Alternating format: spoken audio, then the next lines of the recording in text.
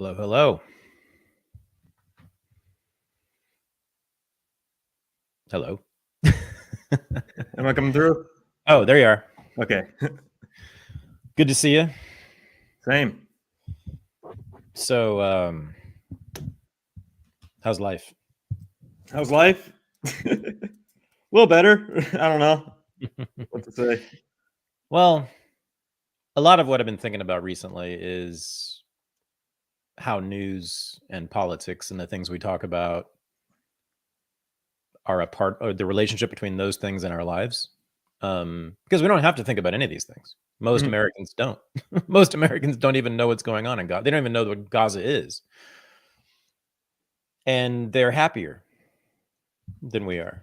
There's no doubt about that.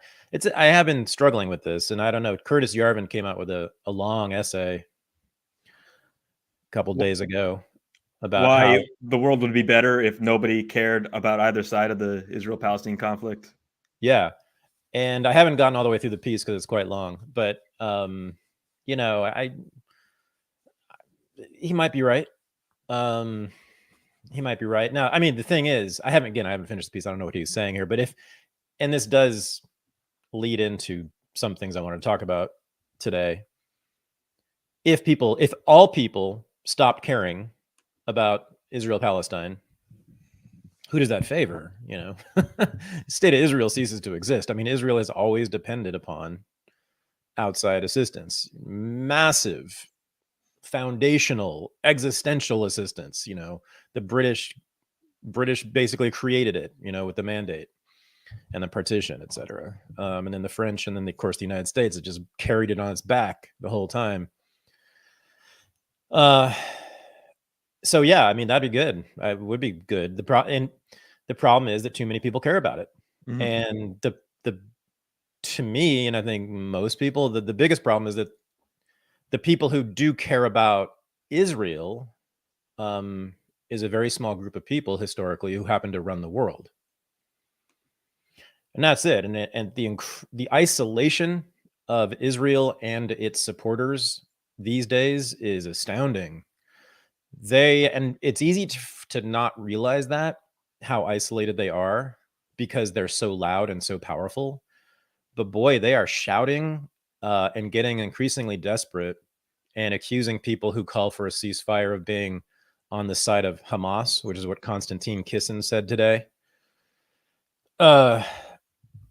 This desperation. I mean, that's such an obviously, just so transparently, a rhetorical ploy. Well, but it's the ploy that they're used to. Like, that worked in the war on terror. That kind of works with most wars. Oh, I was going to on Twitter, I sat down and started to list all the times that's been done, but there's so many, it's boring. I mean, since 1898, I mean, the Anti-Imperialist League in 1898 was accused of being on the side of Spain, and then in 1917, all the pacifists and anti-war people then were accused of being on the side of Germany, and then all the way down.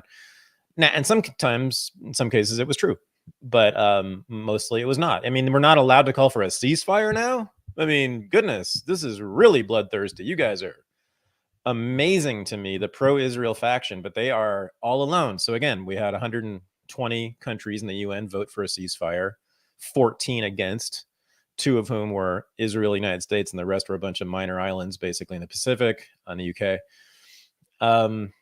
And then, Jimmy Carter, the Carter Foundation, you have now protest letters signed by about a quarter of the staff of the Democratic National Committee calling for a ceasefire, and then about a quarter of the State Department staff calling for a ceasefire.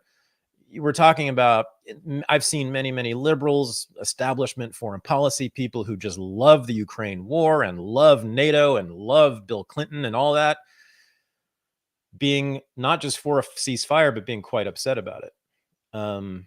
So it's, again, I mean, it's the UK government, it is half the Democratic Party, and it's the Republican Party. That's all you've got in the world, Israel. That is all you've got. There ain't nobody else who's on your side right now. And even in general, I mean, Israel has been pretty much a pariah country since the 60s, since the occupation. And but I don't know if they've ever been this. They have never been this isolated. And you also the other remarkable change. And I'm trying to remember. I don't remember 2014, the last Gaza war, how it played on Twitter. But I think Twitter was just much less of a thing then. I mean, now, any major political issue just gets, amplified to the nth degree. Every little picture, video, piece of text, statement by an official gets examined by 10 million people and debate. I mean, it's all so that's a bad thing for Israel. That the internet is terrible for the state of Israel because they have been, and they would argue that it's all been necessary. Okay, fine. That's fine. Let's do that. Let's show what's been necessary to maintain your state. And if you showed the whole record, it is astonishing. I mean, every time I just dip in to like just the timeline, just the basic history of relations between, the Israeli state and Palestinians, just every single year, there's just multiple atrocities. I mean, every single year, multiple atrocities, stuff that's staggering, kidnapping of children, which is a common thing. In fact, they just did it a couple days ago in the West Bank. They just take children. It's always at night. They do night raids. They just take children out of their beds and put them away, put them in jail, often with no due process. It's just like, but that's not even the killing part. So anyway, there's always been a ton, and even a lot of Zionists and pro-Israel people don't deny this stuff because you can't deny it, but they always say it's necessary because of how evil the Arabs are. It's just been 75 straight years of detaining, containing, repressing, murdering, suppressing about 2 or 3 million people, 3 million people now, constantly. And so the thing is, it's always been in the dark, or most of it's been in the dark, because we just simply nowadays, every Palestinian's got a smartphone, which is, I mean, it's too much. There's too much video footage. There's too much. I mean, it's overwhelming. Even those of us who are on their side can't watch that stuff. It's too hard. But Israel, I mean, it's hard to tell exactly what, the world public opinion is right now, but I'm hearing more and more reports, and there's lots of evidence of, like UN votes and protests, massive protests in every city and every country around the world. None for Israel. I haven't seen a single protest for Israel, which is telling you a lot. Not one, really. So then the question is, what is this going to do to Israel, to the United States, to the whole situation? And the immediate fear is they feel, and understandably, isolated in a corner, trapped, with the whole world hostile toward them, with only the United States on their side. Not even the United States now. I'd say it's half of the United States, and it's only one faction of Americans who are in power in the United States. So it's really getting to be a thin reed. So will they react with special viciousness? Well, so far they have, and we don't. And by the way, as of right now, guess what? Guess what they're saying is the threshold for ending the bombing of children in a concentration camp. It is the destruction of Hamas. Well, guess where the Hamas leadership lives, everyone? In Qatar.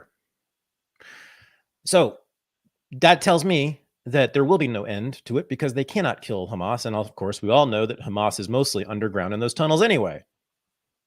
And we know goddamn well the IDF is not going to send their troops to clear every one of those tunnels. I forget the number, the kilometers of tunnels. It's just staggering. Mm-hmm. And the tunnel fighting is the all-time worst warfare. Ask anybody who knows anything about. I mean, that's all the all-time worst shit. I mean, like in Cambodia and Vietnam, there were these incredible networks of tunnels, and that was just the most vicious, bloodiest fighting of all. So they ain't going to do that. They're just going to bomb everybody on the top, move everybody out, which is what also, by the way, we now see footage of ethnic cleansing looks like. It is marches of, I don't know, tens of thousands of people. It stretches into the horizon of just people walking to the south. There's footage of that now. It's textbook straight up ethnic cleansing. They are pretty clearly now, through various statements, it looks pretty clear that the immediate objective is to seize all of northern Gaza, basically Gaza City and its environs. So it's like the top third of Gaza. And there's a really great website that has an active battle map, and they did it for Ukraine. Damn it, what's it called? UA Live, something like that. It's got a strange name. It's UA, I think it's ualive.com. But they'll show you exactly where all the military activity is in Gaza, and it's all over. There's bombing, there's IDF ground forces in half a dozen areas in all around Gaza. I mean, the ground invasion has been going on for like a week now. People don't really realize this, but they're fighting on the ground all over, and it's not just one part of Gaza. It's in multiple what they call axes within Gaza. And there's this amazing footage that Hamas is putting out of, I don't know if you've seen the combat footage, the recent stuff, the last couple of days, the guys with the RPGs taking out tanks. I haven't seen that. No, I was going to ask you. It is straight Call of Duty. There is basically no difference between how that looks and how Call of Duty. These guys, they have little RPGs made in China that are like, they look like third world 1970s things, which is their biggest weapons. These cats run, no uniform, no helmet, no armor, no nothing, just like tennis shoes or sandals and jeans and a t-shirt. They just run up to a tank, like within like maybe 20 yards of it, and fire an RPG, blow it up, and then they run away. It's like, okay. Or they take a grenade in their hand, and there's already been footage of this for a while. They take a grenade, run all the way up to the tank, and place the grenade on top of the turret, and then run away. Grenade blows up, kills the tank. Holy smokes. I mean, we are talking about, like, this is courage. Not to mention all the Palestinians who are famous for throwing rocks at soldiers with automatic weapons. But go ahead.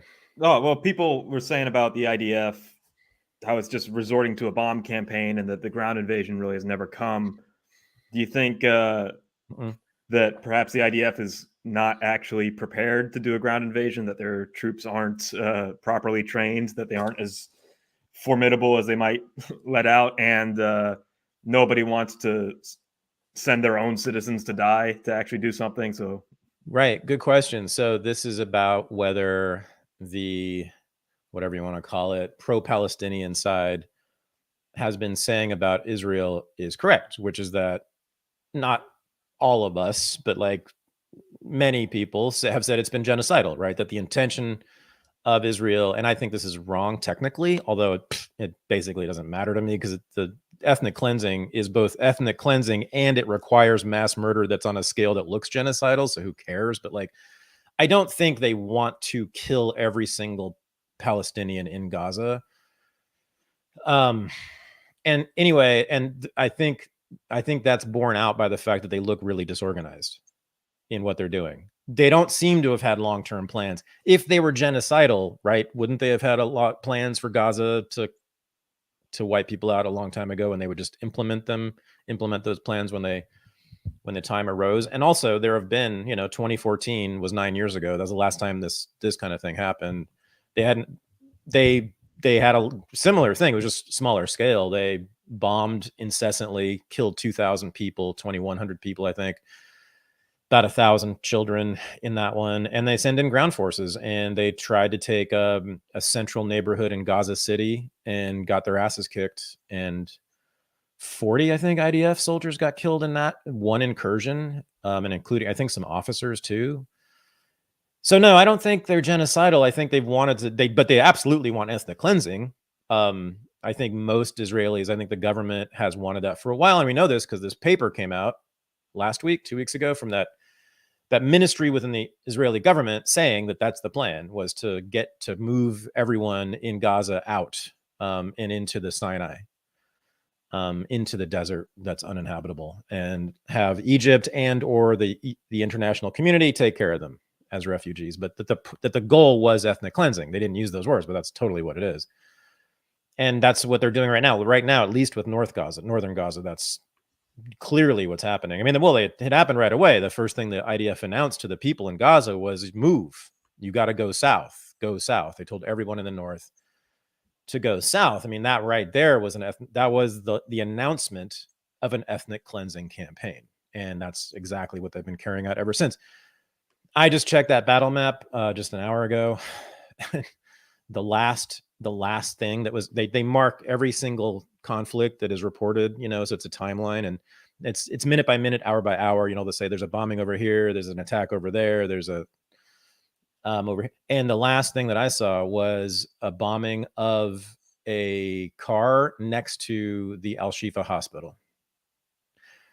I'm like, they're still bombing the Al-Shifa hospital. I mean, it's still standing. There's still people going in and out of that place. There's still people inside there getting surgery and medical care. And every day I've heard something about Al-Shifa getting bombed or around the area around it getting bombed. It's just like, how on earth? And everyone should go watch. This is the most powerful thing I have seen or heard or read in the last 4 weeks. And it's an interview with this blonde woman, this blonde California American woman on Anderson Cooper show. It just, it's all you need really to know about what's going on now in Gaza. She's a nurse with Doctors Without Borders, and she spends about 8 minutes describing it. Just the most powerful thing I've ever heard, but a couple of things that were, I think, newsworthy or politically important. First, the thing is that Hamas, and this is now multiple reports, Hamas has been very, very cooperative in getting foreigners out of Gaza. And the other was that she was reporting that their lives, the Doctors Without Borders lives were being threatened increasingly in recent days by people wanting to kill them simply because they believed that they were American or Israeli or European supporting Israel. Not everybody, she said, but there were, enough people who were talking that way about them that they felt like they had to leave. In addition to the fact that she said, and this is just, this was a week ago, I guess. She says, when they left, as of a week ago, she said the main reason they left, though, was because they were going to starve to death if they didn't. And she said they were actually getting more food than regular Gazan people were getting food. And they said that they would have starved to death if they had stayed. She also talks about the doctors who work in the hospitals as heroes that you can't even understand. So, yeah, it's on, of all things, CNN, Anderson Cooper, but yeah. That's the one to watch. What's her name? Emily something Callahan, maybe? Mm-hmm. Local elections were this week, and you were talking about, yeah. And you're talking about how I'm feeling. I'm considering becoming a single issue voter to end the horrible oppression that is daylight savings time. And that's a segue into nothing. Nothing at all. But, okay. There's a Bill Hicks bit where he talks about watching CNN all day and you hear death, murder, destruction, and then you look outside in your window and there's a butterfly flying by and everything's fine. Gotcha. No, I know. Right, which brings me back to my original question, which is, well, I mean, it's a few questions. It's like, why do some of us want the news to be part of us emotionally, like it is with me and many of us these days? Then another question is that good or bad? Another question is, what's a better life, to be political and to have feelings about these things or not? Because as you said, daylight savings fucking sucks. And I've been screaming for how long has it been? 2 days that it's dark at 5 o'clock, or no, since Sunday. It's the saddest thing in the world. And that actually directly affects my life, my mood, a lot of stuff. It's not life or death, but it's, it's like every day, all day. The Israeli-Palestinian conflict is extremely unlikely to have any direct effect on me at all, although we can talk about this. I mean, that is in this case, that is a reason for Americans to be seriously concerned. I mean, because again, we're talking just like with Ukraine. I mean, if the United States wasn't essentially behind that war or implicated heavily in that war, I probably wouldn't have cared much beyond just feeling sad for the people who died, the way that you feel sad about, I don't know, the ways people in a mass shooting get killed. I mean, but it's not, doesn't have, there's not a rage or a political fury about it.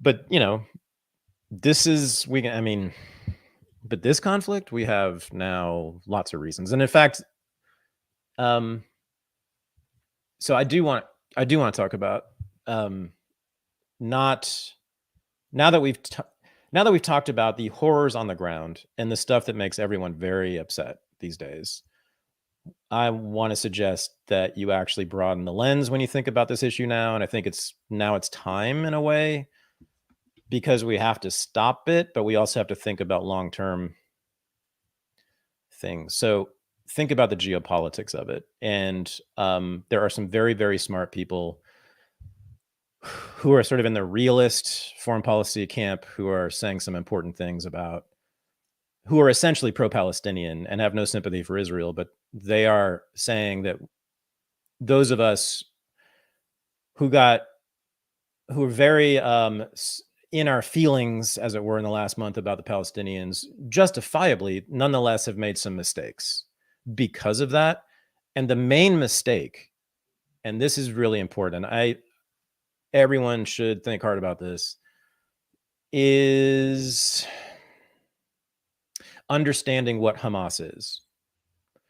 And what many people argue, and I think they're largely correct, maybe not entirely, is that Hamas is mostly a creation. Yes. Right. Of outside forces who include Qatar, the United States of America, and Israel. So let's go through this. And this is the most explosive stuff. I mean, I think this is really important because we're on the verge of war with Iran for funding Hamas, allegedly. And Benjamin Netanyahu is never confronted about his role in supporting Hamas to fight the PLO, and its continued support of Hamas as like a political, strategic enemy to have in place, essentially controlled opposition there. So for those who don't know, Haaretz, which God bless them, they're the liberal newspaper in Israel, and they've been a little more than liberal recently. I mean, their stuff is like as left-wing as, and as antagonistic to the government as like any left-wing journal we have. But they reported, and then I think also the Times of Israel reported, so multiple reputable outlets have reported this. This is not contested, and it's just staggering. Between 2014 and 2018, I believe it was, Netanyahu authorized via Qatar the transfer of more than $1 billion to Hamas. And he did so deliberately. I mean, he knew this knowingly. Not only that, in 2018 or 19, there it is. So it started in 2012. And then in 2019, I think it was, he was forced to explain this to, I don't know if it was I think it was his cabinet. It might have been the Knesset. It was either the cabinet or the Knesset. And he said and it's on the record, it's in somewhere, you can find it, it's in Haaretz as well. He said, we must support Hamas. We must support Hamas to ensure that there will never be a Palestinian state.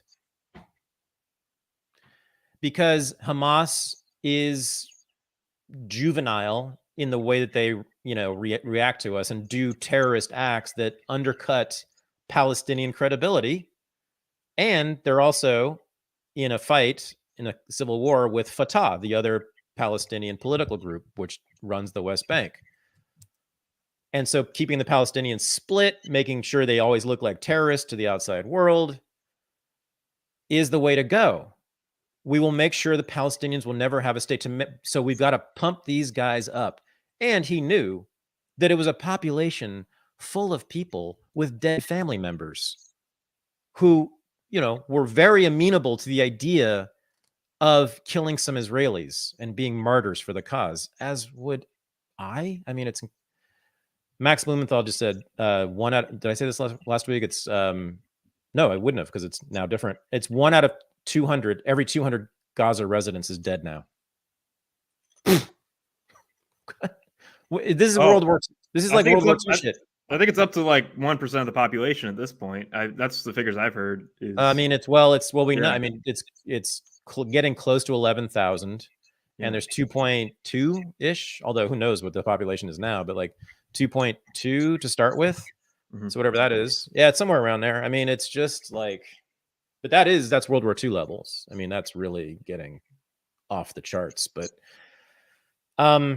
so that's just Israel's part in support. There were some many other deals too, by the way, that supported Hamas knowingly, that Netanyahu did. Netanyahu did this deliberately, openly, explicitly for many years, supported, fostered, created Hamas. Wow. That alone, if every American knew that one fact and nothing else about this conflict, the war would end tomorrow. Because the United States, if Biden gets on the phone right now and tells Netanyahu to stop, he will. He has to. The United States has always been able to stop Israel, to control them, to mitigate their murderous rampages. We control ultimately what they do or don't do. So then the United States, Hamas, is an outgrowth of the Muslim Brotherhood, which originated in Egypt way back in the early 20th century. And that's a fascinating history that is in my forthcoming book, by the way, on the history of the Muslim Brotherhood. But yeah, Hamas split out of the Muslim Brotherhood. And guess who has supported the Muslim Brotherhood in multiple countries? In Egypt in 2011, and then in Syria in 2014, 2015. The good old United States of America has given all sorts of assistance to the Muslim Brotherhood to overthrow first the regime in Egypt that the United States didn't like during Arab Spring, and then in Syria, most, I think, momentously, to overthrow the Assad regime, of course, which became, the worst civil war in decades in the world. And Hamas came out of that. And then, I mean, it's just, my goodness. Yeah. And then Qatar, and I don't know the ins and outs of this relationship. I'm not clear. Qatar is the Al Jazeera country. They're the ones who control Al Jazeera, run Al Jazeera. And I watch Al Jazeera a lot. And they're the only network you can find around here that's sympathetic to the Palestinians, but I don't see them as a Hamas propaganda wing at all. But anyway, Qatar nonetheless also supports Hamas. I don't know exactly why, but that is, so what people are arguing is that Hamas is simply the creation of outside forces, those three in particular. You have audio going on in the background? No. Oh, it just stopped. Oh, wait. Oh, it's just me. It's an echo. So yeah, and Hamas, Netanyahu knew what he was doing. He understood that Hamas would just create more conflict and chaos, which slows down any peace process or eliminates the peace process, and most importantly, makes the two-state solution impossible, because people in Israel and the United States will never believe now that Palestinian people want, or that they should have a state in which they can have their own army right next door to Israel. So I guess what people are saying is we need to be very clearly and outright anti-Hamas, but be very clear and out front that we are opposed to Hamas because they are not a legitimate representation of the Palestinian people. In fact, they have been essentially foisted on the Palestinian people by their very enemies, by Israel and the United States. Those powers put Hamas inside Gaza. The cynicism of Netanyahu. I mean, that's the kind of government we're talking about here. The Israeli government makes, honestly, I think of the US now as like sort of mild and relatively benign. The Israeli government is just so consistently vicious. It's and has been for 75 years, but especially in the last few years, it's sort of breathtaking. But that they would knowingly, deliberately, as a part of their strategy, give major foundational support to Hamas, people they knew liked to kill civilians, because Hamas in the Second Intifada, they were the ones with the suicide vest blowing up civilians on buses in Tel Aviv, which, and I think the Second Intifada was actually more vicious than October 7th. And by the way, I want to talk about that too. I don't know if you've been following this, but the narrative of October 7th is falling apart. Hamas, yes, bad, very bad guys who are basically not quite puppets of Israel and U.S., but, were put there by them. Nonetheless, I never believed that they were going out of their way to kill civilians. It never made any sense to me. I mean, I'm sure there were some sadist, criminal psychos in the Qassam brigades, because every society has those people, and who take advantage of the situation. And yes, I'm sure there were some people who sadistically killed some civilians deliberately. But the leadership of Hamas, they had no reason to do that. They had every reason to attack the military bases, and they had every reason to take hostages. And I know they did that because that was clear. That was a very rational strategy. And I don't argue this, but there is an argument to be made. In fact, you can argue, wow, I bet some people have done this. So they legally, under an international law, have the right to armed resistance, the Palestinians. That's according to the Geneva Conventions, that because they're under occupation, they have the right to resist with armed violence, according to international law. And that might even include the taking of hostages, because it is known that there are roughly, I think, 5,000 to 6,000, although it's doubled now. But at the beginning on October 7th, there were about 5,000 Palestinian prisoners in Israel who were being held without charge. And that's technically a hostage or a political prisoner. And they were saying, Hamas said from the beginning, we want to exchange these. But anyway, so that you could even fashion an argument that according to international law, the taking of hostages in that situation was justified. I'm not. I'm just saying, according to the Geneva Conventions, that's a reasonable argument to make. I mean, if Mexico, I don't know, were this hugely superpower and we were this tiny little country, and they came in, or whatever, not came in, but took 5,000 of our people and held them in prisons in Mexico, I mean, I wouldn't be opposed to taking some hostages from them, would anybody? So that's that. Nonetheless, I think it makes sense that if it's true, then it is true. I mean, that Hamas is the creation of the enemies of the Palestinian people, then we need to be enemies of them too. And that's where it starts. The this audio is killing me. I don't know what's happening here. Echo cancellation is clipped. There. Oh, beautiful. Okay. So here's the what's the crux. And this again goes to a criticism or a critique of the pro-Palestinian side that I consider myself to be a part of, which is whether we are fierce critics of whether we want a two-state solution or we are anti-Zionists. And and so some realists, the sort of practical, rational, realist foreign policy, geopolitics analysts who I very much respect, this is kind of what they're saying. They're saying, even though they're totally pro-Palestinian, they're saying we have to recognize the state of Israel because we can't get anything for the Palestinians. We can't get anything for a broader peace process. We can't get anything for a broad peace in the Middle East without it. And that presumes that Israel simply cannot be dislodged. It cannot be displaced.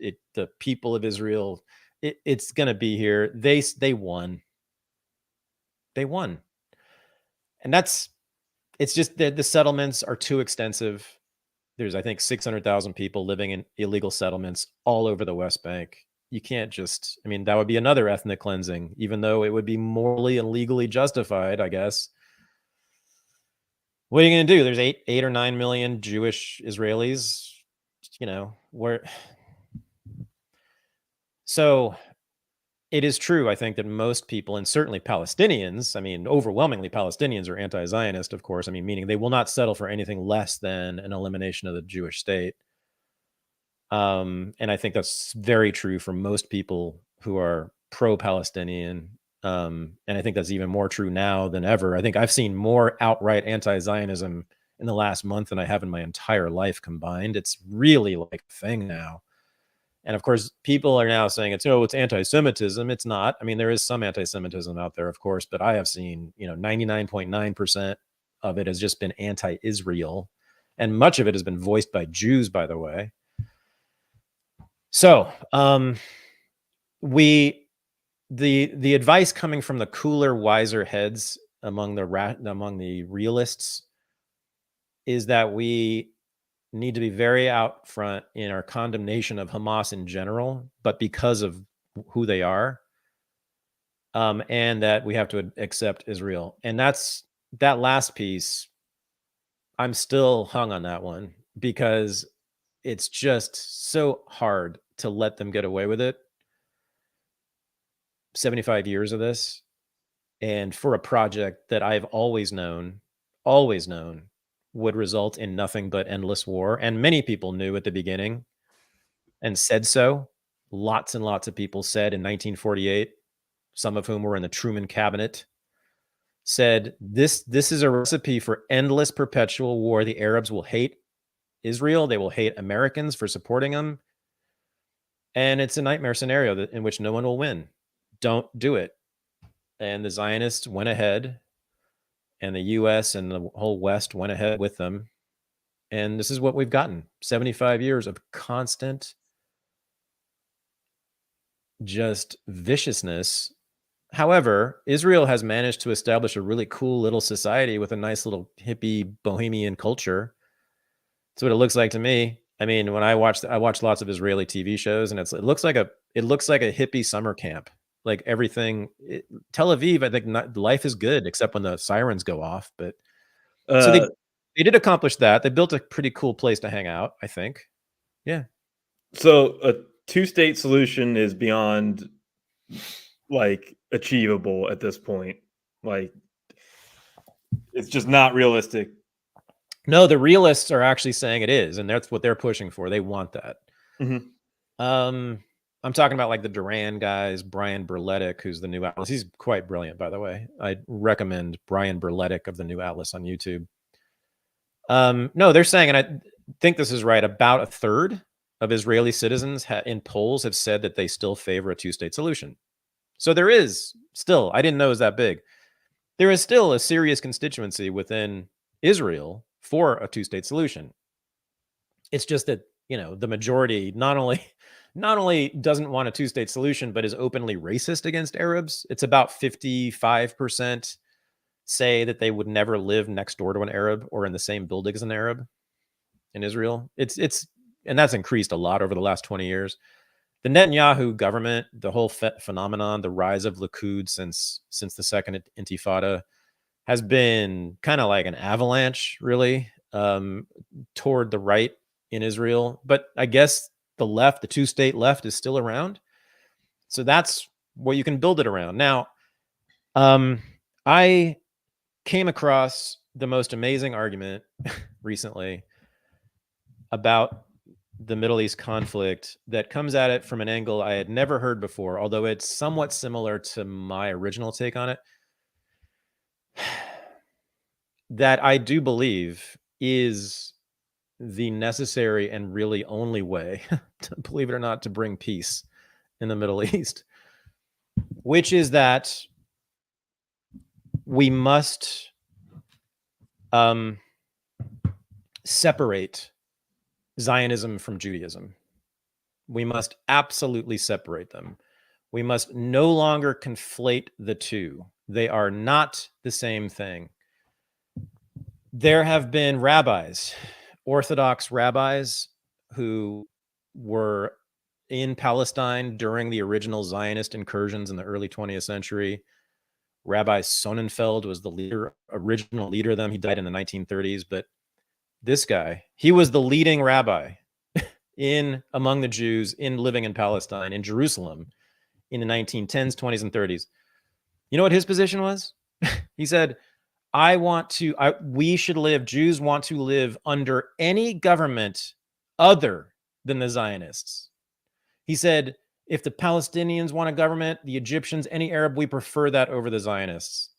He was an active opponent of the Zionist movement. And he was working with this Dutch sort of political leader who was also spreading the word of anti-Zionism in Europe. And the Zionists assassinated him. So that gave rise, that's part of, I'm blanking on the name. There's a faction of Orthodox Jews that make up I think it's about 20% of the population of Jerusalem, something like that. About 1/5 are of this sect, this Orthodox sect. And I'm forgetting the name of this group of Orthodox Jews. They are anti-Zionists. They live in Jerusalem. You may have seen videos of the IDF beating them up, by the way. It's a regular thing. Well, I've seen videos of regular Israeli citizens spitting on them. Yeah. And saying Hitler should have thrown you in the camps instead of us. I've seen that. Yeah. These guys are amazing. And I had heard about them before, but they were always sort of dismissed as like these, having just simply religious kind of obscure reasons for opposing Zionism. Oh no. These guys are the ones. And in fact, I am having one of the leaders of that, what is it called? Anyway, Orthodoxy on the show, Rabbi Yaakov Shapiro, who's a longtime Orthodox rabbi in Brooklyn. He's recently retired. He's probably the leading Jewish anti-Zionist in the United States. I mean, who's actually religious or a rabbi. Utterly brilliant. I'm interviewing him on Sunday. Hopefully we'll get that interview out next week on Unregistered. It's the most exciting thing I've done in a while. I'm having other Jewish anti-Zionists on the show, like Dan Cohen, who did the film Killing Gaza with Max Blumenthal. Dan's lived in Gaza quite recently, knows it very well, Jewish anti-Zionist. And Zachary Foster, who's a historian of Palestine and another Jewish anti-Zionist. These guys are the smartest people there is on this issue. I mean, Jewish anti-Zionists have just been blowing me away in the last 4 weeks. I did not know how developed and sophisticated and just overwhelming their critiques and arguments are.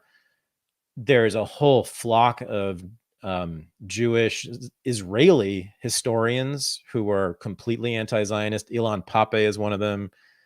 There's a whole family, the Peled family. I mentioned them last week. I think I botched their name. The Peled family. Miko is so their father, I forget his name, but he was a general in the IDF, but he was not just a general. He was like in the whatever it's called, the general staff of the IDF during the 67 war and I think 73. Top level IDF guy. This whole Peled family became anti-Zionists, and Miko is the son who's been like a professional anti-Zionist activist his whole life. And this guy's sister, get this, Miko Peled's sister, whose name again I'm spacing on, she lives in Jerusalem, and during the Second Intifada, suicide bombers killed her daughter on a street in Jerusalem. It's the main shopping street in Jerusalem, and I think they had a bomb in a car, and they just ran the car into a bunch of pedestrians and blew it up and killed this woman's teenage daughter. But she was anti-Zionist, and she maintains that to this day. She still gives speeches about it. That the reason her daughter was killed ultimately was Zionism. It's stunning. If we separate, and Rabbi Shapiro told me last night on the phone, he said, if we separate Judaism from Zionism, we will have world peace. Why is that? Well, we have peace in the Middle East. He's right. My cynicism is the Zionists will never do that. Oh no, they cling to Judaism. They put the fucking Mogen David on their flag. Yeah. Hello. Yeah, they're clinging to Judaism with all that they know. They understand that's what keeps them afloat. being associated, identified with Judaism as a whole is the reason Israel exists. And that didn't sink in with me until I listened to Rabbi Shapiro. But the Holocaust, and Norman Finkelstein's work on the Holocaust industry being basically in support of Israel, being used by Israel, the Holocaust mythology being used by Israel constantly. There's no question if, and you can see how it's been deployed recently, right? Oh, it's not an attack on Israel, it's an attack on all Jews. And so then in America, you get all the American Jews so upset and hurt, and they're crying, and they're writing op-eds in the New York Times about how they're crying all the time. But more importantly, the money and the support just flows into Israel. And we now becomes just the unquestioning lovers of the state of Israel, like Tony Blinken is. And it continues on and on and on. Once Jews start to realize that that's not us, that's just some people who chose to go have a nation state over there that they say represents Jews. It's insane. It's like when what's his face wanted a white ethno state. What's his name? Richard Spencer. Like, he wanted a white ethno state. I was like, yeah, well, it'd be like him going and starting a white ethno state in Wyoming, and then everyone being like, asking me if my feelings are hurt when his state gets attacked by, like, what? No, like, he represents all white people. So the United States and the UK and NATO, the supporters of Israel, really have nothing to give to their own domestic populations when they talk about Israel, if it's not the Jewish state, if it doesn't represent all Jewish people. In other words, the main lie that has kept Israel afloat is that Jews will suffer collectively if Israel ceases to exist. That Jews need Israel to protect all of us somehow, right? That's the ultimate argument. And yet we know this ain't true, because my whole family, my Jewish family, all lived in the United States, and we've been a hell of a lot safer than all the Jews in Israel. So that would undercut the most basic arguments in support of Israel when we disidentify Jews and Israel. I think the state of Israel also wishes to perpetuate anti-Semitism, which is why they immediately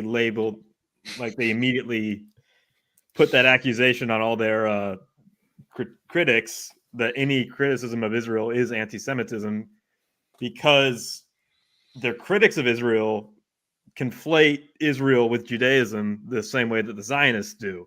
So they're playing into that worldview, and they're playing along with the same game. Well, they manufacture anti-Semitism. I mean, they either literally make it up, and that's both the Israeli government and all of their proxies in the United States, like the ADL, or they provoke Palestinians or other Arabs in all sorts of ways to be anti-Semitic. And I mean, let me rephrase your proposition in a new way. If you hate the state of Israel and you want to destroy Israel once and for all, stop hating Jews. If you want to, well, yeah, right. I mean, Israel has killed about 17,000 Jews. But more importantly, it's just created like an ocean of, a lot of anti-Semitism. Although I got to say, there's a lot. Have you seen that much outright anti-Semitism in the last 4 weeks? I haven't. I've seen like a just tiniest little thing. And I was at the protest in San Francisco. 50,000 maniacs, many of whom I normally cannot stand, a whole bunch of commies, and just sort of like the third world solidarity types and general lefties and liberals. And I didn't see nothing that was anti-Semitic. Every anti-Semitism thing I've seen is very crude and looks like bots, looks like feds, doesn't look organic, doesn't look like actual hatred. Yeah. The other thing I haven't seen is explicitly pro-Hamas statements, except for like a couple at a couple of marches. There's a video of, there's two I've seen 2 videos of like 2 people at marches talking to little crowds of maybe 10 or 20 people saying clearly pro-Hamas stuff, but Mhm. that's it. And I didn't see anything that I would call pro-Hamas. Were there pro-Hamas people at these rallies? Of course, I'm sure, no doubt. But it's just so manufactured. And yeah, Israel produces shit. Did you see that? Did you ever see that amazing video? I forget who did that. Who did the expose of the ADL? Did that awesome video exposing ADL like a year ago, maybe? And they I had that. know. I know there's a documentary, Defamation, that was a decade or so ago that exposes the ADL without trying to. It was just like they went behind the scenes. It was like produced by Israelis to see how that industry works. I don't know what you're referring to. I don't know. There's a more recent one. It was some journalist kind of in our world, I think, who Mhm. got inside ADL and did like a. Anyway, there's this amazing scene where he somehow gets the camera in front of just a secretary who doesn't know anything, and he says, "Oh, can you show me the list of the recent anti-Semitic incidents Oh, that's in from the?" that documentary, Defamation. I'm pretty sure. Okay, Yeah, yeah. yeah. And she doesn't really know what's going on. She doesn't understand politics or anything. And she starts listing them. And it's just all the most ridiculous, but like nothing. Like there was a phone call made, a naughty My word boss was said. didn't give me a day off for my holiday, my Jewish Right. holiday. Yeah. Yeah. And he keeps saying, "Is that it?" And the guy, and then finally, I think the head of ADL sees this happening. He walked over and says, "Well, yeah, but there's others." I forget what happened. It's just Mhm. amazing. But you can just see them quite literally just manufacturing anti-Semitism. And I mean, God. there's a long history of fake hate crime hoaxes of poorly drawn swastikas on synagogues and Jewish centers that were perpetuated by Jewish students. Yeah. Yeah. Yeah. Yeah. Yeah. Yeah.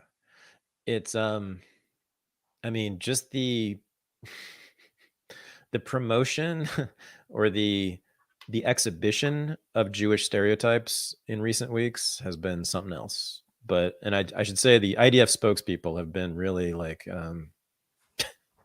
I mean, they could have been created by the protocols of the elders of Zion. They could be characters in there. I mean, the mendacity of these guys is just off the charts, and the cynicism. But let's talk about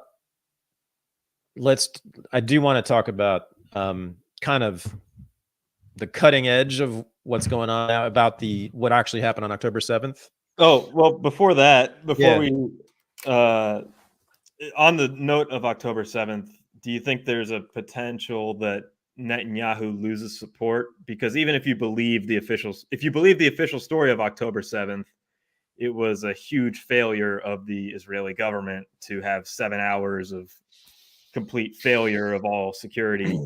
And, it was either something that Netanyahu allowed to happen or Netanyahu failed to prevent. And it seems like he's losing a lot of popularity at home and receiving a lot of criticism for this. And yeah, even before October 7th that week, there's supposed to be a huge protest against him Yeah. scheduled.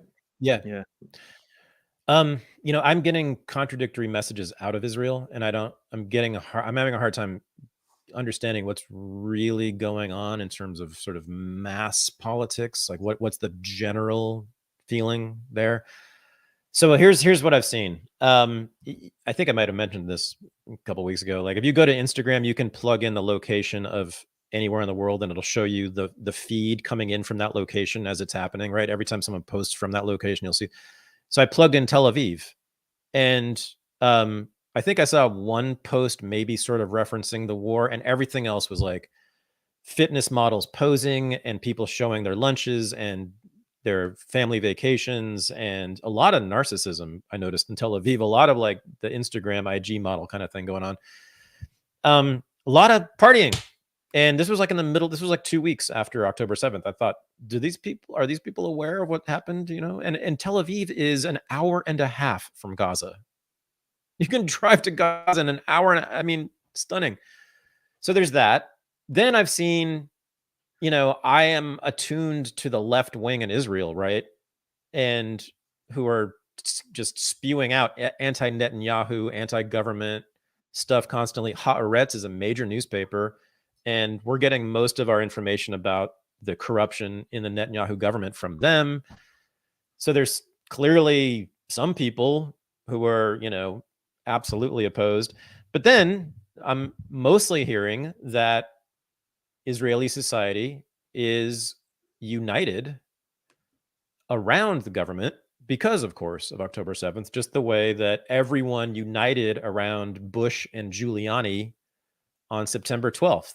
And I mean, everybody. That was the most despicable thing I've ever seen. I'm talking about lifelong leftists who hated the guts of those two guys. And then they're like, Bush and Giuliani, they're good. I'm glad we have them as our dad right now. Anyway, that's what's going on with Netanyahu. So I don't know.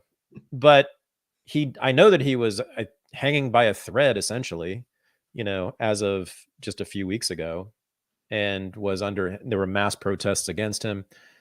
But I think, one thing that people are not fully appreciating is the character of his government that he assembled last fall. These guys, these settlers who are high in his cabinet, like Smotrich and Ben-Gvir, I mean, they're openly racist. And most importantly, they've been openly in favor of ethnic cleansing in Gaza. I mean, they've been outright for explicitly racist reasons. I mean, so that's what this government wants. They will not stop until the United States stops them, which is why it's up to us. It really is. I mean, I don't mean to sound like some lefty communist organizer telling you to get in the streets, but yeah, you should get in the streets because it's really true. I mean, American Jews have the most power. If American Jews turned against Israel, it's game over. And that's starting to happen, by the way. Young Jews in America have not been feeling Israel recently. Your generation, I'm getting lots of data and reports that your generation of Jews ain't into it. Now that may have changed a lot since October 7th, but far less doing the birthright Aliyah trip, far fewer emigrating to Israel, far fewer saying they identified with Israel.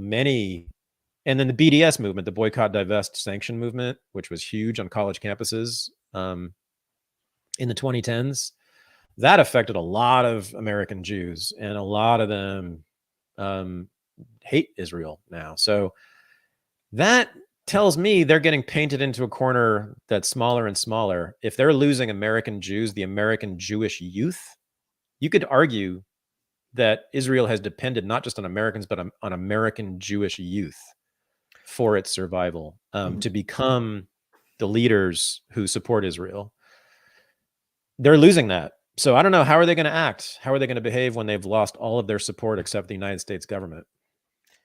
I wanted to talk also about this thing where the people demanding a ceasefire are like people who still wear a mask in 2023. Yes, I noticed that at the rally. God, I had to leave after an hour because it was all communism. Everything being spoken from this stage was basically about like welfare, and that I was like, wait, what? Why not? Why welfare? Because we're spending what we're spending on bombs and to kill Palestinians, we could be spending on free public education and transportation, yada yada yada, all communist stuff. And lots of masks. Yeah, these are people I couldn't stand. So I'm feeling weird. I'm agreeing with liberals these days. Whoa, I didn't see that. Joy-Ann Reid made a great statement the other day about Gaza. I was just stunned. I haven't liked one syllable out of that woman's mouth. She blocked me 10 years ago on Twitter. But people like that are a whole bunch of Democrats, a whole bunch of leading Democrats are pro ceasefire. Rashida Tlaib, man, boy, couldn't stand her. I couldn't stand her. I mean, of all the squad, I'd say she was the most annoying for quite a while. Terrible, terrible, terrible on many issues. But man, I'd almost vote for her now if I could, for what they did to her, censuring her. And Marjorie Taylor Greene, did I even ever entertain that woman for a second? I don't know. It's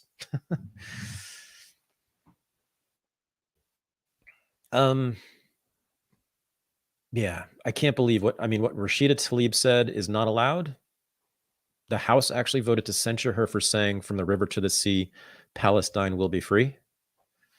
That's astounding.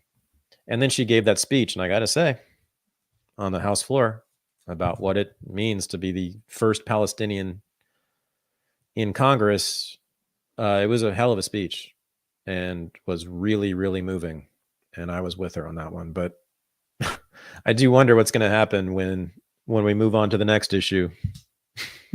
Yeah. Are we going to remember this? And what are we going to think? I mean, I've definitely lost. There have been many people who I have lost respect for big time on this. I'm not going to name them, but you can probably guess. I mean, people who otherwise I agree with, most of the time, who are not just off on this, but really ignorant and Oh, really, really bad. a lot of libertarians too, and I don't mean to single them out, but just like as a case study, that's a good example of this. Like Austin Peterson, I'm not sure if people remember him, but uh, presidential, I think also Senate hopeful, ran and was a big media Yeah. figure for a long time. I was on his show a long time ago. Yeah. Yeah, but doesn't have a rudimentary understanding of this issue at all. Like No. Yeah. He debated Clint Russell. he debated Clinton, he debated Dave Smith, and used the Oh. same incorrect talking points. Didn't do any additional research. Yeah. No, he clearly didn't. He knew very, very little Yeah, about the history of Israel, Palestine. Very, very and little. Yeah. was just so reflexively confident about this issue, but also like abandoned all libertarian philosophy to do it. Like was making arguments about how for some reason Israel has more patents, so that means they're more civilized. So that means that That means we're willing to kill 30,000 children. yeah, I because there's mean, a lot of inventors in Israel. That means that they can drop bombs wherever they want to. I'm opposed to a ceasefire because they have more patents, was Mhm. his argument. Yeah, I know. Yeah, I mean, the argument which Richard Hanani has been making a lot, and I'm a little bit um, um, regretting having on the show. Actually, he has said several things recently that about both Palestine and women that I want nothing to do with. But the argument, and this is the Nietzschean right wing argument you mentioned a few weeks ago, basically, which is that, well, Israel is just a better society and we should be on the side of the winners, which, again, as I said last week, would be a great argument if they didn't get all the help from Great Britain, France, and the United States. And the wealthiest individuals in the world too, like the Mhm. Rothschilds, for instance. I mean, and Jewish capitalists one after another. Not exactly like pull yourself up by the bootstraps. The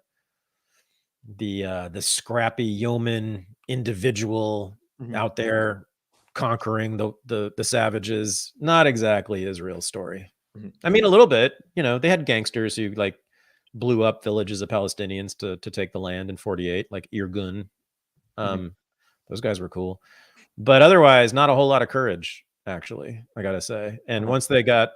once France, as soon as they established themselves, France gave them Mirage jets, which are pretty soon after that. They gave them Mirage jets with which they blew the fuck out of the Arabs with and took control of the region, and then the United States stepped right in and gave them even more advanced jets, air superiority, and then it was done. I mean, they've had air superiority since the 1960s. It was done. And they don't have to go on the ground. I mean, in major ways, they never have lost, major numbers of soldiers. They've killed so many remotely. They're known for this. I mean, they've become sort of infamous, especially in the last 30 years. I mean, they have taken very few risks while killing incredible numbers of Palestinians and Arabs, just incredible numbers. Here's a couple of numbers everyone should think about. The last time this happened was 2014. That's Operation Protective Edge. It began when 3 Israeli settler teenagers were abducted by Hamas militants in the West Bank and murdered. So that was 3 killed. What Israel did in response, which was Operation Protective Edge, killed, as I said earlier, 2,100 Palestinians in Gaza. Wait, sorry. I guess, why did they bomb Gaza?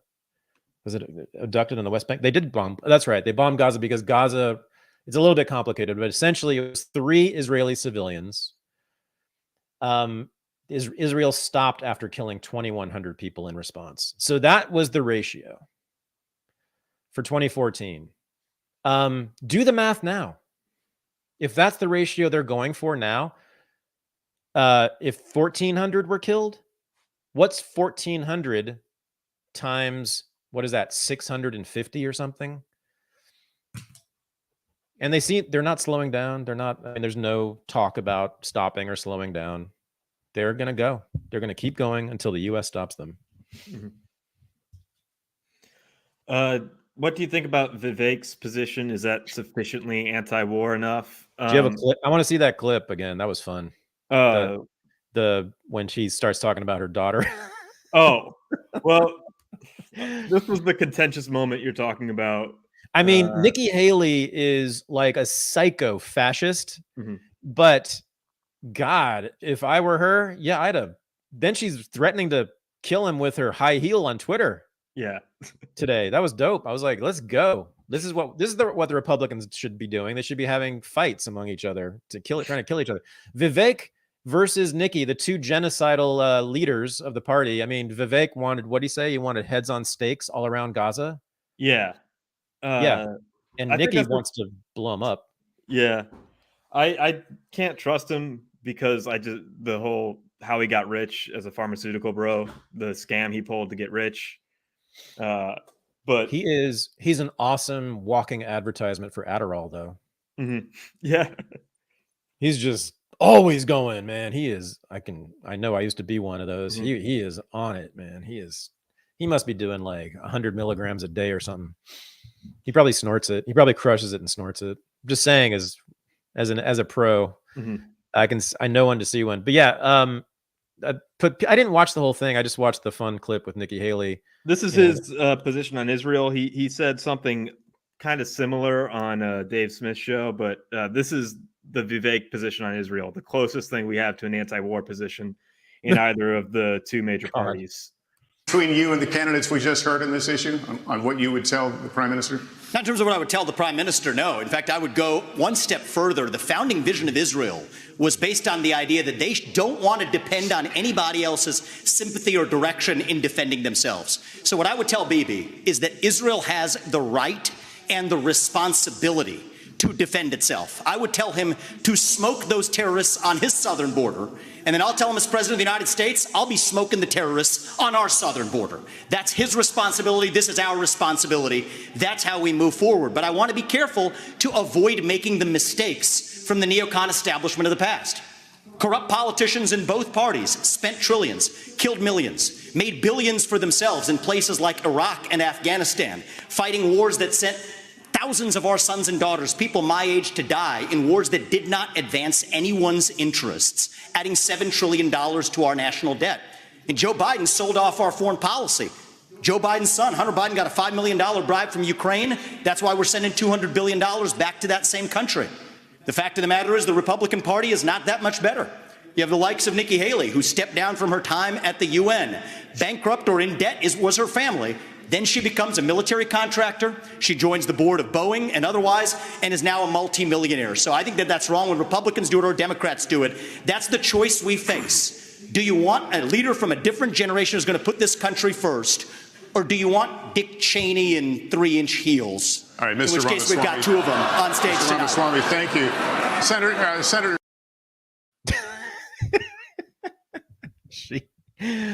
I mean, this is unprecedented. There has never been a threat of violence between 2 presidential candidates. That's never happened. I don't think. Maybe in the 19th century, it's possible. Maybe before the Civil War that happened. I've never heard of that. But she called him scum during the debate. Yeah. And then on Twitter today, I think she talked about her high heels were ammunition. I love it, man. I mean, that is just the worst ad hominem shit in the world. But the only people who deserve that are politicians, especially Nikki Haley. But what's up with the Indian Americans? They don't like each other, apparently. Mhm. Dissension.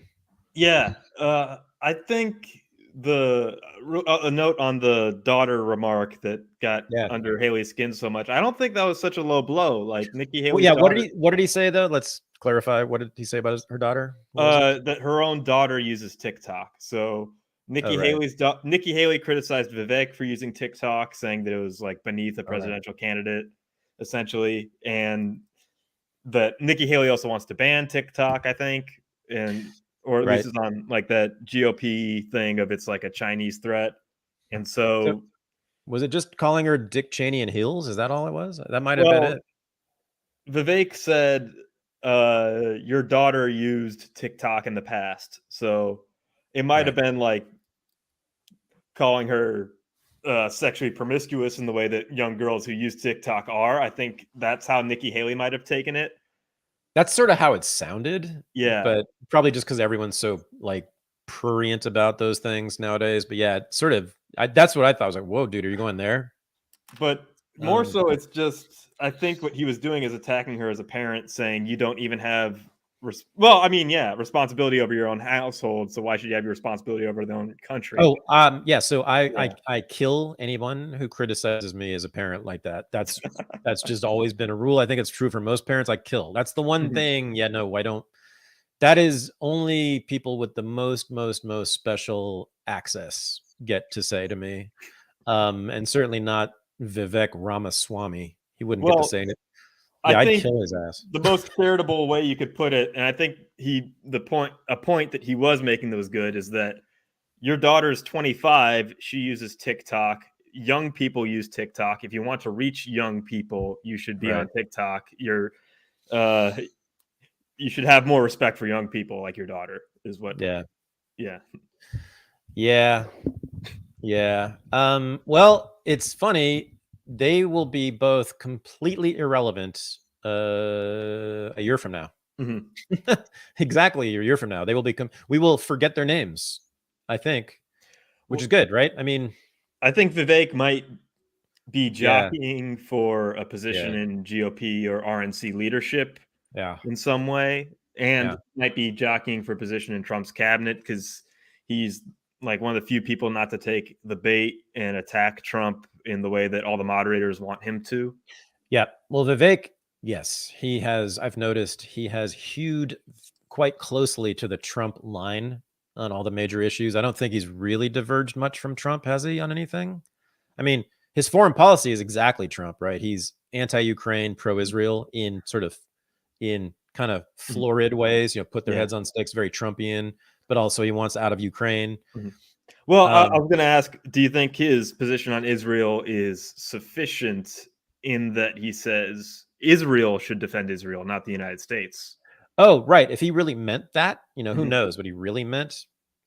But yeah, no, well, I mean, that's a huge step in the right direction. I mean, it's not the ultimate, but yeah, all I really am asking for is for the United States to stop supporting Israel. That's it. Mhm.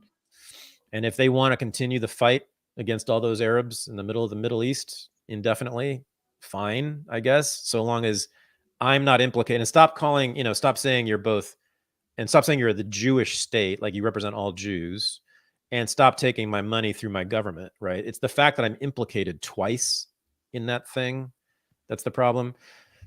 But yeah, no, that's fine. That's good if he means that. That's good. I mean, maybe he does. His bloodthirsty rhetoric about it at first sounded like he wanted to send them more Well, bombs, but he was also, I mean, some of that bloodthirsty rhetoric. I didn't see the entire speech, but that was while he was in front of the RJC. So I think he was just yeah, right. yeah. Do you think they're pro-Israel? They're Republican Jewish, what's it called? Council? Yeah, a coalition, I think. Coalition? Yeah. Uh-huh. Commissariat. Yeah, boy, it sure looks a lot like the Holocaust over there. Got thousands of people marching from their homes. Oh, the latest number I saw today, it's about a third, about 30%, right around 30% of all the buildings in northern Gaza have been damaged. I can't believe it. I just can't believe that there is a political project of any kind that people would be willing to sacrifice 5,000 children for. Like, that's what blows me away. And no, I didn't support the invasion by Russia of Ukraine. That would have been somewhat similar. That would be basically justifying the killing of children, because that happened. Not in the way it's happening in Gaza, but it certainly would have. And that's one of the many reasons I never did support the invasion of Ukraine. I simply said it was the inevitable result of our foreign policy there. But this is where people are actually saying, no, I want to keep killing the children. No, there's bombs that are pointed at a bunch of children right now. I want them to be dropped. That's what they're saying.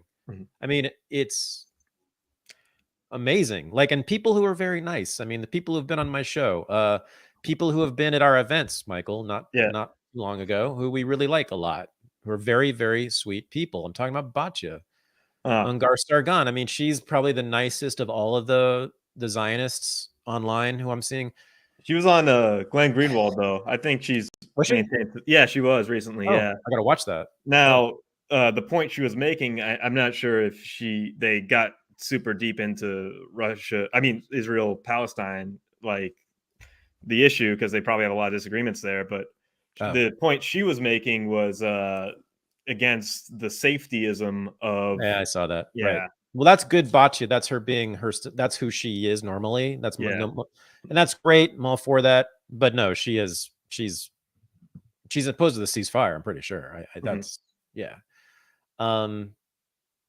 There's a few people.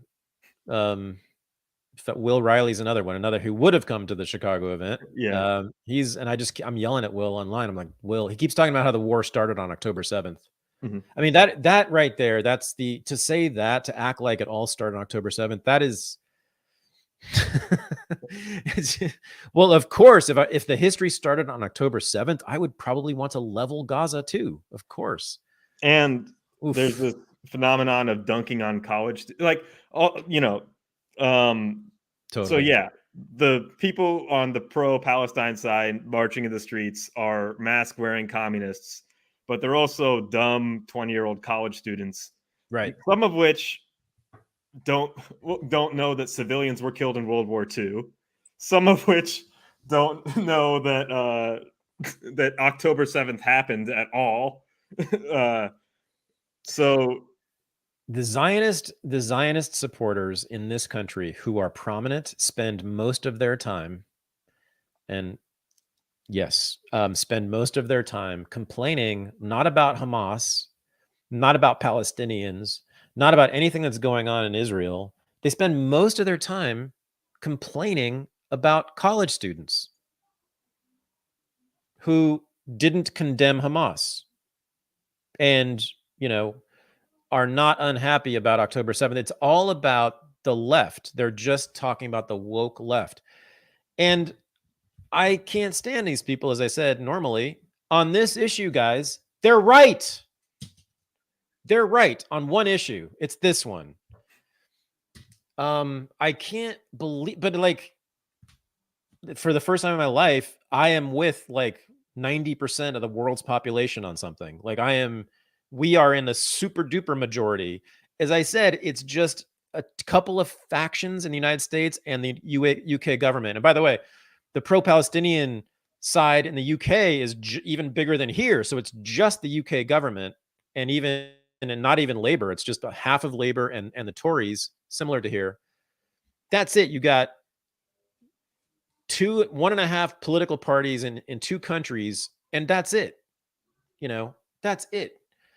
You're on your own, people. If you're opposed to a ceasefire, but the moral logic is wild to me. This is World War II. People talked like this in World War II, right? When it was mass casualties, everybody was very comfortable with doling out mass casualties of civilians, all sides, all the way through the war. It was not a big deal to order an attack that they knew would kill thousands of civilians, right? This was done all the way through World War II. That stopped happening, with the advent of like human rights, after World War II. Everybody's talking about human rights, United Nations, human rights this, human rights that, Geneva Conventions, yada, yada. Respect for civilian life became sort of a norm. We all sort of grow up thinking that way, that it's terrible to kill civilians. Yeah, no, these people, the pro-Israel people and Israel itself, and much of the US government is talking about civilians as if they are saying that civilian life is a secondary concern. Secondary. It's not as important as whatever they're claiming is their objective here, to take out Hamas, which is so fraudulent in the first place because we know that Hamas can't be taken out. So again, like genocide, I haven't seen what I would call genocide, but the whole logic of Israel that they're putting forward and their supporters is genocidal, because we know they can't eliminate Hamas by bombing, but they're saying they will bomb until they eliminate Hamas. That means they will bomb forever. All this could end tomorrow if Hamas releases all the hostages and then commits suicide, I guess, on the doorsteps. Yeah. Yeah, and enters Israeli prisons. Yeah. Yeah. Well, Netanyahu wouldn't allow that because he's his army. Mm-hmm. They're doing his, not literally, but they're doing his service. They're servicing him. They are advancing his cause, which they totally have, right? I mean, they brought on the justification. What Hamas did was, and this is the main argument, what they did was hand Israel the justification to commit genocide, which is exactly what's been going on. They have used what Hamas did on October 7th, although it's hyper-inflated, I believe. I know for sure. But nonetheless, of course, they were going to use it to justify killing record numbers of people, which is what we're talking about. It's record numbers of people. And certainly record numbers of children in a month. I'm not sure. Did they kill 4,000 people in 1 month ever in World War II? I don't think so. Maybe in the Eastern Front, maybe in Russia, Ukraine, something like that. But like, even in World War II, that's hard to find. Well, okay, during the fire bombings of Japan, yes, true, and Dresden, yes, they did that then. But boy, again, only World War II competes with this. But I would say even there, it's worse because they're trapped. They can't leave. And that's why I feel about this differently than even about Iraq. It's like my skin's on fire because I know they're trapped and they're being bombed and they're children. Like, I don't even know why that just should be like, like, I can't, it's hard to sleep. And I've heard a lot of people say this. Every night I wake up and I think about this and I think, what's going on? There's children under rubble who are trapped in the dark. And there are people saying this is necessary for a political purpose, to save the people of Israel from Hamas rockets that don't kill anybody. Okay. It's just wild to me. But what's the number, guys? This is what Batya, Will, Bibi Netanyahu, Joe Biden. What is the number? When do we get to call a ceasefire? When is it not pro-Hamas to call for a ceasefire? Is it 20,000, 50,000? How many children? I need to know what your number is. Did you hear about the humanitarian pauses that have been agreed upon that Biden has? 4 hours. 4 hours a day. Yeah, there won't be any bombing, so humanitarian aid can get in. Which is a great way to facilitate ethnic cleansing, to speed it up. What they want, that march, I hope everyone saw that march, that video of thousands and thousands and thousands of people marching out of the north. They want more of that. And so if they allow that, I think it'll make it just speed it up. People will be more, because people are scared now because they've been bombing the South too. They told them to go to the South and they bombed the South. And if you don't believe me, go to that map I talked about. You can see it anywhere. Anyway, look at battle maps of Gaza. There's bombings all over the South, which is where they told them to go. Like, people don't get the nature of the Israeli government and I should say of the Israeli public in general. I mean, these people are fanatics. And they're going to kill lots and lots and lots of people until we stop them. And I seriously mean Americans. So because we really do have that power, Biden can stop it instantly. And Biden will stop it if we force him. It's just that simple. And public protests, the war of discourse, Israel's losing, and Biden knows that, and the pressure's on him, and Blinken he knows that, and they are saying again and again, they're admitting, hey, we can't hold out much longer, Israel, we can't run cover for you much longer. Public pressure is getting too intense. And so it's just any minute, I think they will crack. I do. I think that Biden and Blinken will crack if we continue the pressure. And once that happens, Israel will be forced to ceasefire. I'm not saying it will solve everything, but we have to get a ceasefire now. And I don't know why that's controversial in the slightest. I mean, Thad Russell is in the 90% majority. Okay. So if you're against me, you are the biggest weirdo in the world. If you're opposed to ceasefire right now, you are the biggest weirdo in the fucking world.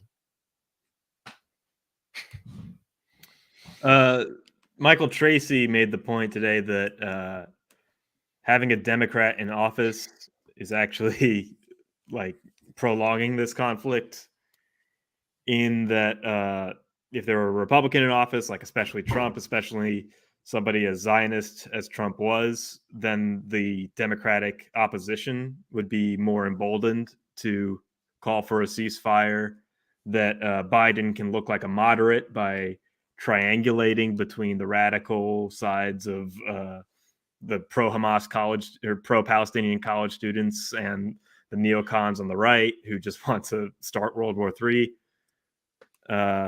That he can placate liberals by calling for things like the humanitarian pauses. I wonder what Trump would have done. I'm just thinking right now, what would he have done? I mean, he was horrible on Israel. He just adored Israel. Jared, I think, ran his Israel policy, and I think that's a big reason why he was so ridiculous and so provocative. Moving the embassy to Jerusalem, I mean, it was just like a thumb in the eye to Palestinians, and just his outright support for the settlers or for Netanyahu's government, and just, all of it. And the Abraham Accords, which basically, not entirely, but basically ignored the Palestinians. What would he have done on October 7th? What would he have done in the last 4 weeks? What would he? It's all about what he's telling Netanyahu. That's all it is. It's just what the president tells Netanyahu. It comes down to just that. Whether he says red light or green light. And the U.S., as I said before, historically has stopped Israel from killing people. They would start a campaign of killing. This happens every few years, and then eventually the U.S. would step in and say, okay, enough is enough. I mean, Israel's incredibly bloodthirsty, and I mean the government of Israel, but an incredibly vicious, bloodthirsty government. You could argue the most vicious for the longest period in history. I don't know of any government that's been this consistently vicious for 75 straight years. But so would Trump have stepped in after a week or two? Maybe that's what he would have done. I could see that. Well, could there be more political? Like, imagine Trump's in office and the left goes full on with their protests against Trump, like all the anti-Trump energy plus all the organic pro-Palestine energy to call for a ceasefire. No, I don't know. Something tells me that Trump would have done that. He would have done he would have let him kill for a couple of weeks. Yeah. He would have let him go to 2,000 or 3,000 or something like that, and then he would have stopped it. They had to exceed, I'm sure, in their own minds, and I mean this, I bet it was this disgusting a calculation, but I'm sure they knew that they had to go at least above 2014. They had to kill more than 2,100, right? I mean, really, they had to. I mean, the public would have been pissed off, I'm sure, if they had killed fewer than 2,100. But I bet you he would have let them. I bet you it was this kind of math. He would have sat down with Ivanka and said, okay, honey, what do you think? How many? 3,000, 4,000? How many kids do you want to allow? And they would have come up with a number. I mean this. And they would have called up Bibi when they hit the number and said, okay, call it off. You're done now. And we'd be over with. It'd be over with. I don't know what Trump would have done, but seems like that's possible. Mhm. Here's the long term, and I know we have to go, but this is important too. Like what's the long term is most likely that Russia and China will move in, and Israel. There's actually a faction. Get this. There's a faction in the Israeli government and in the Israeli political intelligentsia that I'm just now hearing about that, guess what, wants to ditch the United States. And now I don't know whether they're willing to go with China and Russia, but if Israel ever wants to make that move, then we are in a whole new world. But long term, that's what Russia and China are doing actively. They are trying to replace American presence in the Middle East by buying property in the case of China, by allying themselves with various actors, as in the case of Russia. They're moving in, but they're doing it in a different way than the U.S. Instead of just a military conquest, they're moving in very deliberate, methodical ways in which they're accruing real economic power and political power before they have any military power. Well, Russia wants a free Palestine in some capacity. I'm not. I mean, rhetorically, yeah. I mean, that's where they've been. That goes back to the Soviet era. The Soviets were super pro-Palestinian. Yeah. So I mean, long term, I think that's what's going to happen. If Israel survives, which I guess it will. It's the lunatic nation. Like, what are we going to do with it? What are we created it, by the way. It's our Frankenstein lunatic monster. And now what are we going to do? Contain it, try to get rid of it, appease it, try to calm it down. I don't know. All right. Unregistered live. We hang out, Zoom meeting after every Unreported. If you want to join us, right there, go to patreon.com/unregistered. Become a member. Click the link. Join us in the Zoom room. It's fun. Hang out for a couple hours after Unreported. Oh, also, the updated edition of my course on the history of Israel and Palestine, the origins of the Gaza war. It's on sale. It starts Monday.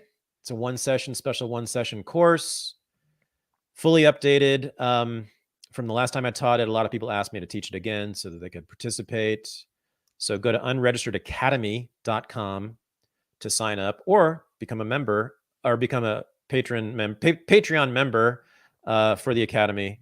And yeah, it's going to be great. This course is going to be epic, and you will walk away after a few hours a semi-expert and able to talk about this issue. So Hillary Clinton was on The View. Oh, that's good. She gave like a 10-minute overview of the conflict going back to 2000 when Yasser Arafat was offered a particular deal. And I just want to play us out with this clip of Zbigniew Brzezinski on Morning Joe in 2008. He's responding to Joe Scarborough, bringing up basically the same points that Hillary Clinton brought up and the same understanding of history. Oh, and nice. Zbigniew Brzezinski is actually like more on our side than a lot of people would think, because just trying to offer a rudimentary understanding of how this conflict has played out over the decades. Yep. Yeah, is a breath of fresh air. So I'll play that out. Awesome. Thank you, man. Thanks. You can't blame what is happening in Israel right now on the Bush administration. Yes, you can. No, you can't. Well, let's go back to 2000, Dr. Brzezinski. You and I both know Bill Clinton gave Arafat and the Palestinians everything they could have wanted. Such a stunningly superficial knowledge of what went on that it's almost embarrassing to listen to you. Oh, is it? If you were to look more closely at what happened in the Clinton Camp David discussions, you would know that what you have just said is absolutely wrong. There were all sorts of provisions and catches to the so-called proposal, and it wasn't rejected. The negotiations went on in Taba, and then there were elections in Israel, and Sharon came in, and everything got aborted. In the last 8 years, we had a policy in which we have proclaimed an interest in peace. Condi Rice has traveled 16 times in 21 months to the region, proclaiming, you must do this, you must do that, but the United States never exerted itself. So the issue that Obama faces, and that's a question that you raised, is, are we going to be sitting there issuing condemnations, whether it's of Hamas or of Israel or anybody else, or are we going to be seriously engaged in the peace process? That is the question. We have another block, and I'm very excited about that because I'm stunningly superficial. Chief, I look forward to you educating me and the rest of America. Hold on, the rest of America and the rest of the foreign policy community who have said time and again Arafat walked away from the best deal he could have got, and that the Palestinians never miss an opportunity to miss an opportunity. You're repeating slogans. You're repeating slogans. He did not walk away. What he said was, I'm going to take the proposal to all of the Arab capitals and see how they react, because the proposals were controversial. And then negotiations went on, even after Christmas, where Clinton and Arafat met, and they were going on in Taba in January, after Clinton was already leaving office, and then the process got aborted. It's helpful to know a little bit about it. It's very exciting, Chief, that you know things that the rest of the international community doesn't know.